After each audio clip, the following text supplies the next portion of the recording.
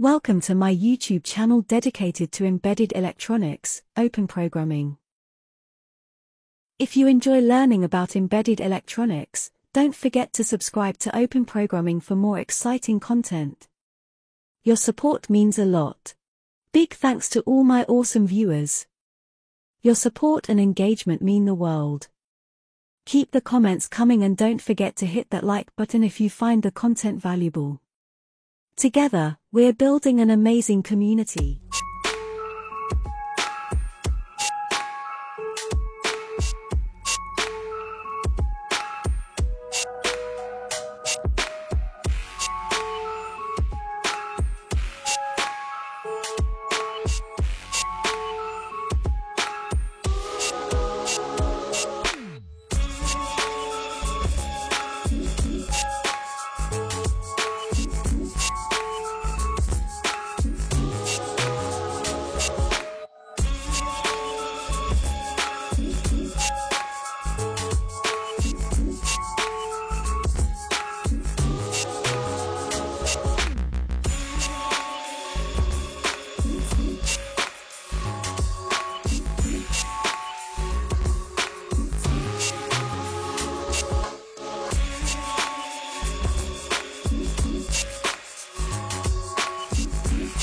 Bonjour à toutes et à tous, j'espère que vous allez bien. Une fois de plus, content de vous retrouver de nouveau sur ma chaîne YouTube. Alors dans cette vidéo, on va donc s'intéresser au capteur de lumière, donc le BH1750, qui est donc un capteur de lumière qui va donc nous permettre de mesurer la luminosité avec précision. Donc là, c'est sur un site où je suis tombé donc, en faisant des recherches et tout.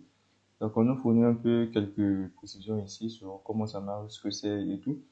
Donc le capteur ici, c'est vraiment ce capteur là que j'ai. Donc j'ai déjà eu à réaliser même un short où j'ai eu à publier ça, du moins sur la description.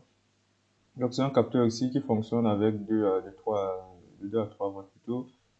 Donc il y a des broches ici. Donc c'est un capteur I2C. Donc la connexion au niveau de l'Arduino et d'autres systèmes embarqués, d'autres capteurs embarqués, ça se fait au moins de façon très simple. Juste en utilisant donc des broches I2C. Donc si on clock ici on date au niveau donc de l'Arduino.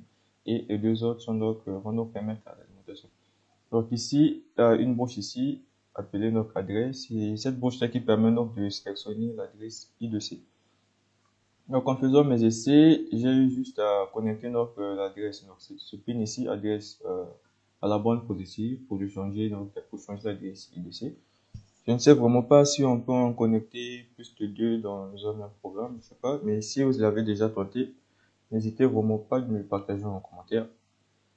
Donc voilà un peu, donc je dis il y a une broche VCC qui est là, qu'on va connecter au 3 volts. Il y a la broche GND, au GND SCL, on va connecter ça sur la broche STL de notre carte Arduino, vu que je suis sur la carte Arduino. Donc là, c'est la broche A5 et la broche STA ici, sur la carte Arduino, c'est la broche A4. Donc sur l'Arduino Mega, ce sont les pins 20 et 21 si je ne me trompe pas. Et la broche I2C ici, là, on va le laisser dans le vide. Donc le lien aussi, je vous le laisse en commentaire. Vous allez donc trouver la description qui vous faut sur ce site. Mais il y a aussi la documentation du capteur qui se trouve là. C'est vraiment détaillé ici. Ici, vous trouverez vraiment tout ce dont vous avez besoin. Le fonctionnement du capteur et tout. Vous allez vraiment tout trouver dans sa documentation. Donc pour le coder sur l'Arduino, il y a une bibliothèque qui facilite vraiment la tâche. Donc la bibliothèque porte le même nom que le capteur. Là, c'est un modèle un peu différent. Mais en tout cas, c'est cette bibliothèque que nous allons utiliser.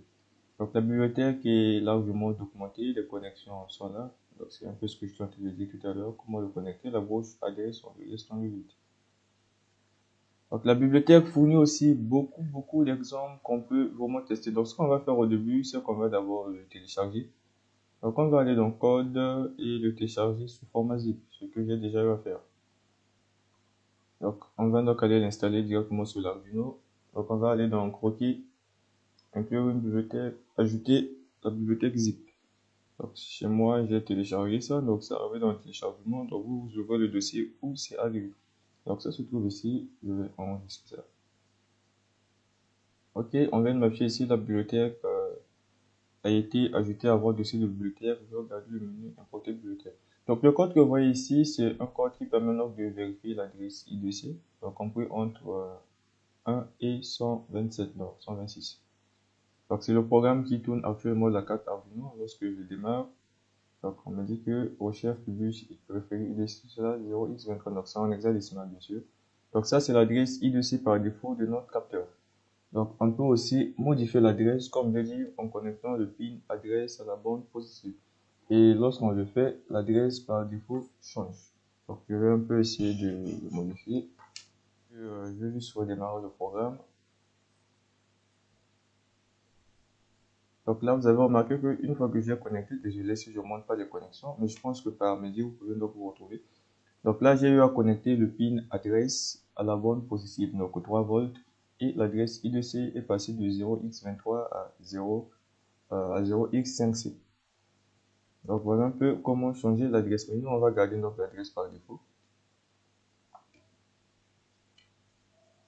Ok, je déconnecte juste, ensuite je relance le programme. Donc l'adresse par défaut de notre capteur de lumière, c'est notre 0x23. Donc voilà, on a eu notre activé sur le programme. On va donc utiliser les exemples de cette bibliothèque. Donc la bibliothèque s'est ajoutée ici. Ok, donc ça c'est tous les fichiers de la bibliothèque et tout. Il y a le code source. Bon, on peut l'ouvrir, pourquoi pas. Ok, donc ça c'est le fichier .h de la bibliothèque et tout. Donc si vous souhaitez voir un peu des constantes qui sont utilisées, comme ici, les constantes ainsi que les fonctions appartenant à la bibliothèque. Donc on peut même remarquer que dès qu'on appelle notre constructeur, on utilise notre adresse par défaut. Tout de même qu'on appelle la fonction begin, l'adresse initialisée par défaut est 0x23 qui est notre adresse de notre capteur. Donc voilà un peu, moi ce sont les exemples qui m'intéressent, je vais retourner sur les exemples. Ici à exemple. Donc à exemple ici, on a tout IDC, donc je pense que là on a testé 2, ça je l'ai pas ouvert.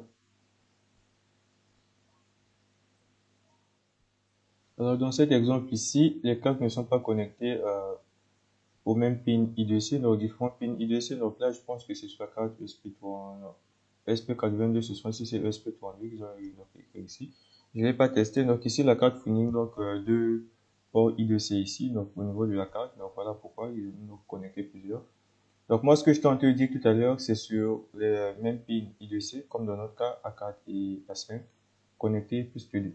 Donc ici, on a eu à générer plusieurs ports IDC. Voilà pourquoi ils ont connecté ça différemment et gardé donc la même adresse. Donc là, il n'y a pas de confusion. Donc, par exemple, là, pour le premier cas, le premier capteur est connecté au pin 19 et 18. Et le deuxième capteur est connecté au pin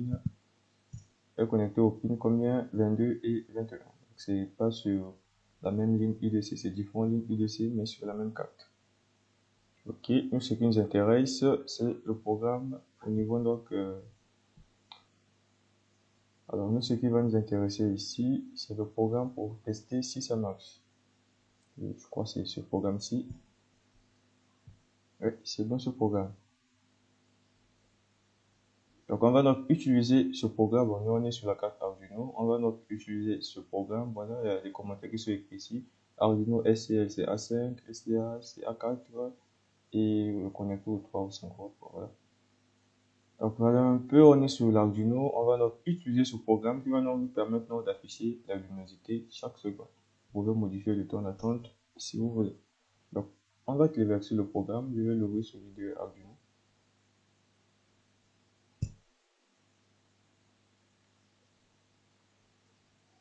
Ok.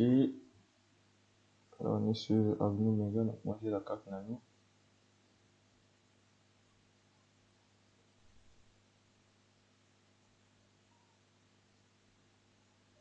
Et je sélectionne le port. Ok, voilà, c'est ok. On va donc afficher. Et je dois modifier la vitesse de change ici.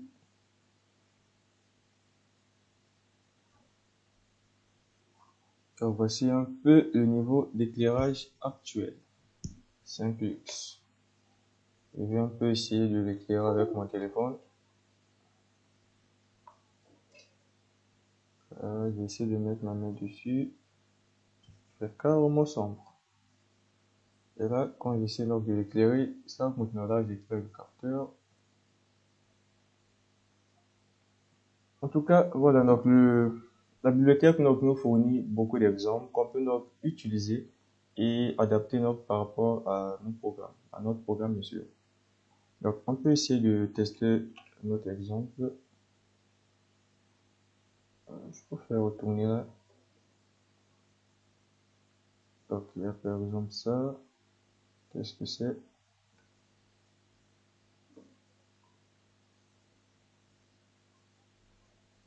Donc, que fait ce programme?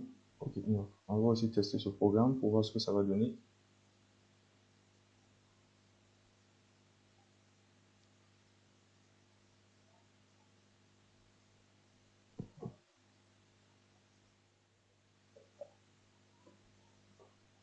Ok, le programme a été donc exercé. On va ouvrir pour voir.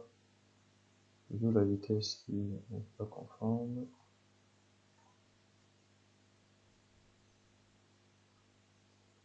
Donc, les commentaires sont là, ce que fait le programme et tout. Les commentaires sont donc écrits ici.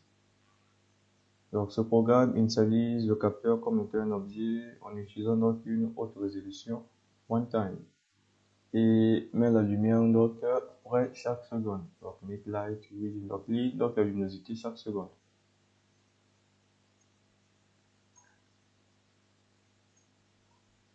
Donc voilà, c'est tout ce que je tenais à vous partager dans cette vidéo. J'espère que la vidéo vous a donc été utile. On va donc se donner rendez-vous très prochainement. Thanks for watching Open Programming.